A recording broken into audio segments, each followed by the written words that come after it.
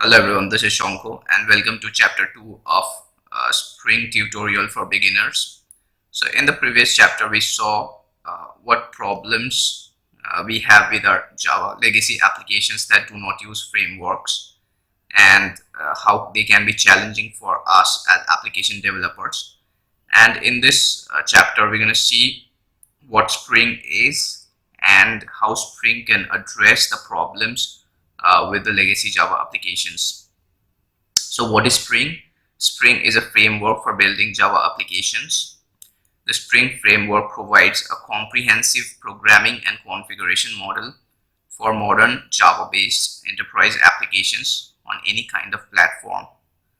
A key element of Spring is infrastructural support at the application level.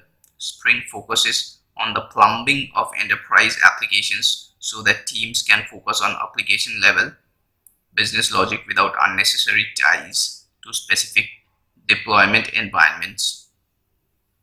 So Spring is basically a framework for building Java-based applications, and it has a wide range of modules which make the lives of application developers easier. And let's take a look at how Spring addresses the problems with the Java legacy applications. So the first problem that we saw in our previous chapter was boilerplate code, right? So Spring has plug and play features for most boilerplate code where we can configure on the fly. Some of these are the Spring data module, which helps us to connect to databases without having to write the connectivity code, and most often without having to write queries.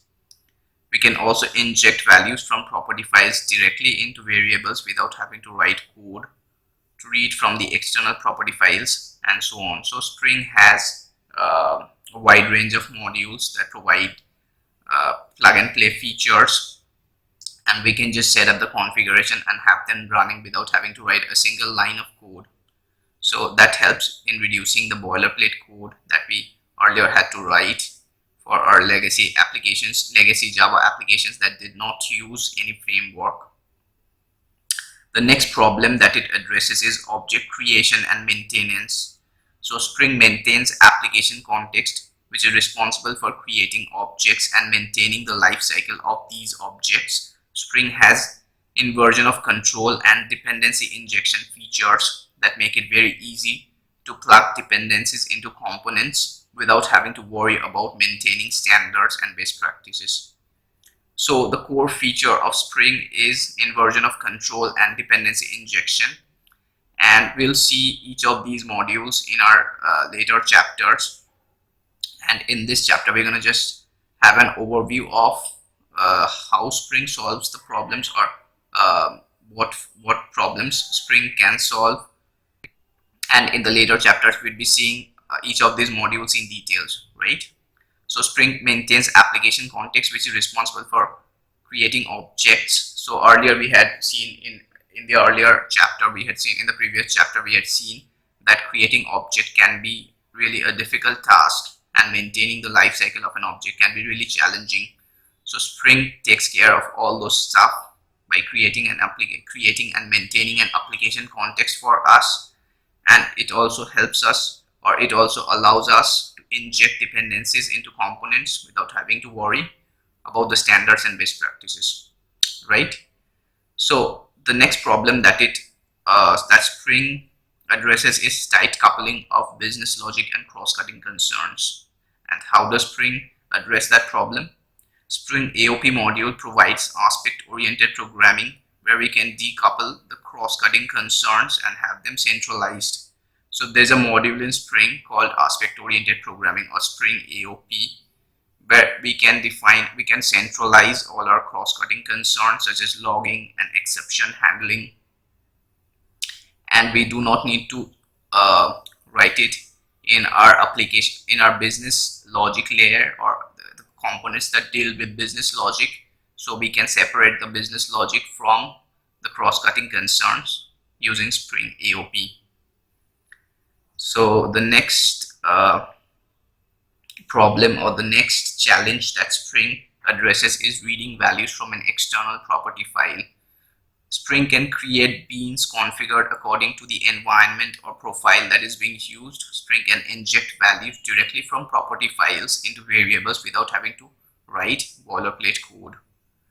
So we can have various property files based on environments, and we can run our application on various environments or on various profiles, and we can create beans using Spring which are based on certain profiles, and it'll create those kind of beans that we need for that particular profile.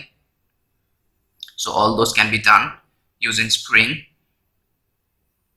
Next up, we have creating web applications need a lot of coding. So how does Spring deal with that? Spring MVC module makes development of web application much faster as compared to legacy applications. It allows us to focus on business logic and not worry much about the architecture. So like we have seen in our previous chapter, creating MVC or creating web applications can be a real challenge if we are not using any framework.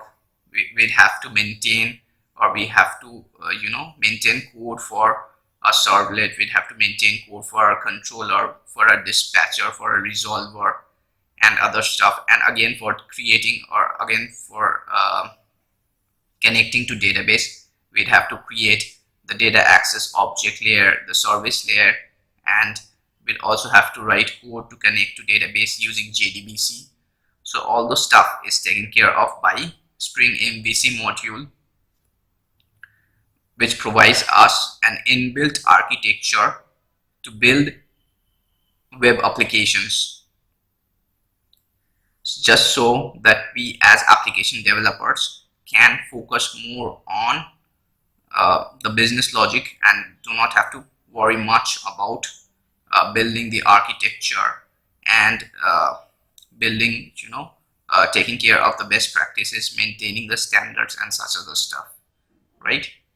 And the next point is taking care of best practices. So bean scopes can be defined while creating Spring beans, which tell Spring when and how to create objects without us having to worry about the best practices. Spring enforces loose coupling of components through dependency injection and encourages us to provide interfaces to clients rather than concrete classes. So having loosely coupled components is definitely a good practice, and components which are independent of each other or are not tightly coupled with each other is definitely a sign of a good or well-built application. And again, when we are providing some functionality to our client, we should rather provide an interface than exposing a concrete class to our client, because there might be multiple clients that use the same interface, and in one of the implementing classes there is a change that is specific to a particular client and doesn't affect the other clients. So if we are exposing an interface, it helps us to provide that functionality to that particular client who needs that implementation without affecting the other clients. So that is one of the reasons we should be providing an interface to our clients rather than providing a concrete class. And then again, we have the security needs of an application, which was really a headache in our legacy Java applications, where we did not have Spring or any other framework taking care of it. And with Spring security module comes along with a bunch of security features which are widely used in applications. It helps us authenticate users and check their authority level while trying to access protected resources, thereby taking care of the security needs of our application, right? So when we are building an application, oftentimes we would need to secure our application using various security mechanisms. We might be dealing with web applications where we have user interfaces or we might be exposing an API. So what we need to do is we need to take care of the authenticity of a user and the authority level of the particular user who is trying to access our resources.